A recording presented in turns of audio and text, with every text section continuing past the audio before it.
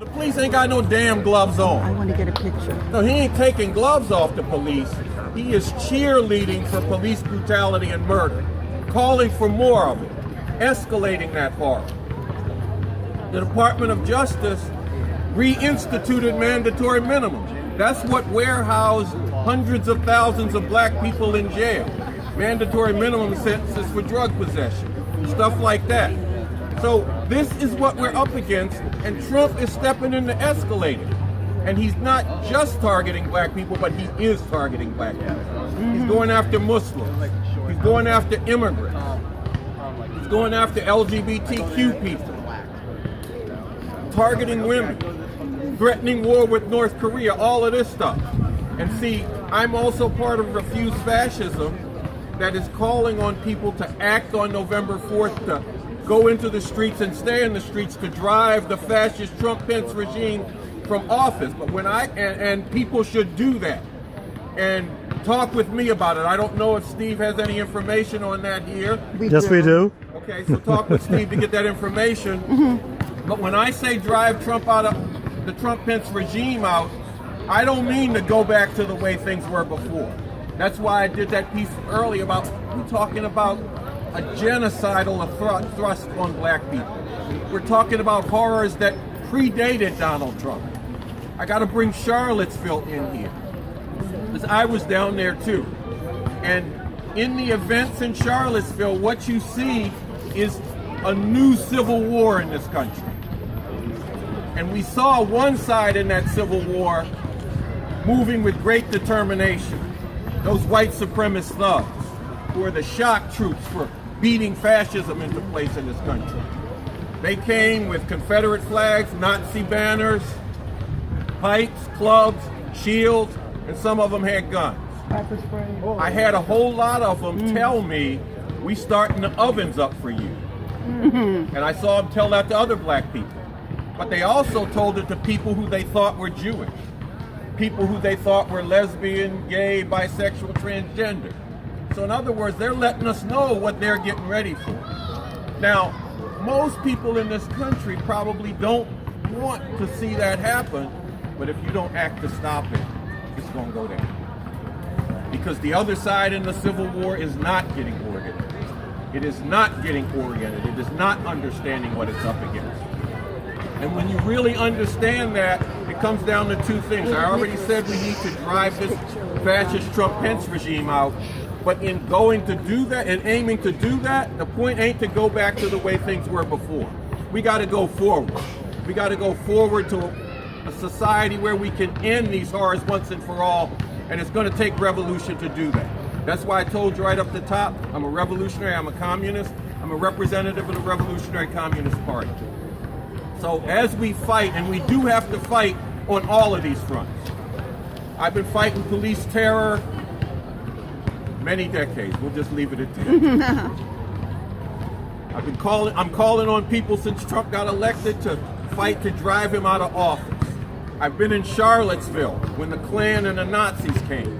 I was in Baton Rouge when they murdered Alton Sterling and a whole bunch of other places. Baltimore when they murdered Freddie Gray. So we got to fight, but we got to wage this fight as part of getting rid of the problem.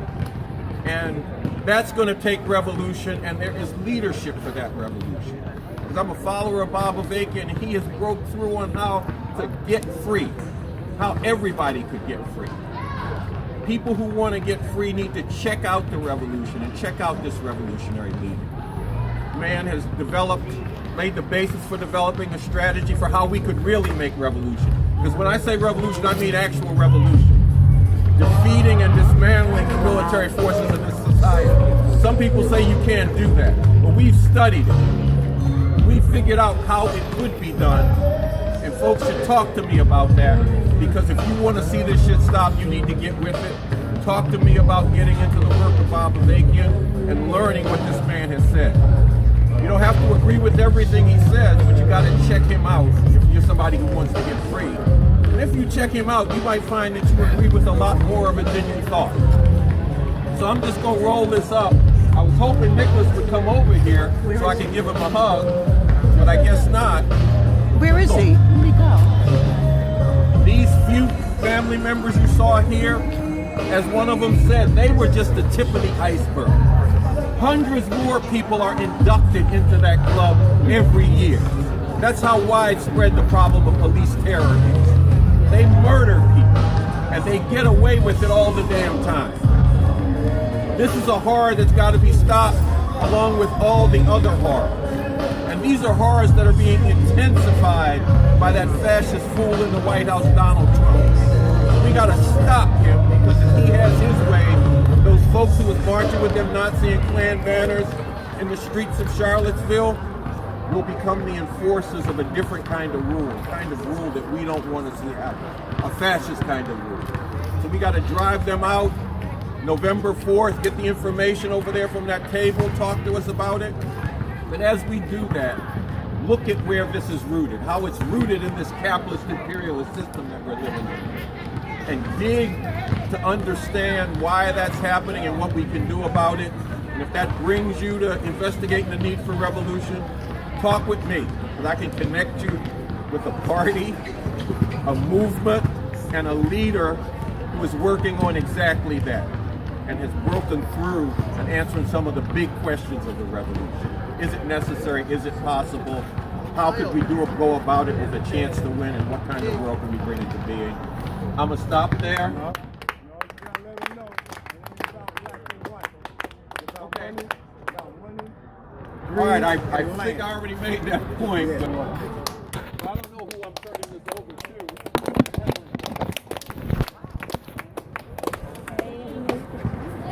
All right, thank you, Carl. People like check out Carl's statement and also find out November 4th. Please come on by. I got stuff for information for you. Stop by the table over here. Okay, everybody. If you make a donation, that'd be cool. I appreciate that. Anybody else? At this point, we're gonna have about the life You also like to be part of the event that led up to the murder by the NYPD. Conservation Network and Hey there, sir. You get the information? We got a lot of information here. Did you get Brother Dix's statement on Charlottesville? You talk about fascism. What is fascism? And we got these posters on a sampling, just a sampling. People have been killed by the police over the years. Would you like to see a copy?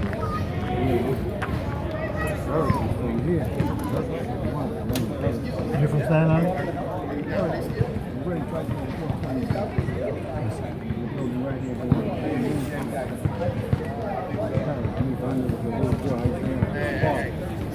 They made them that's saying last year.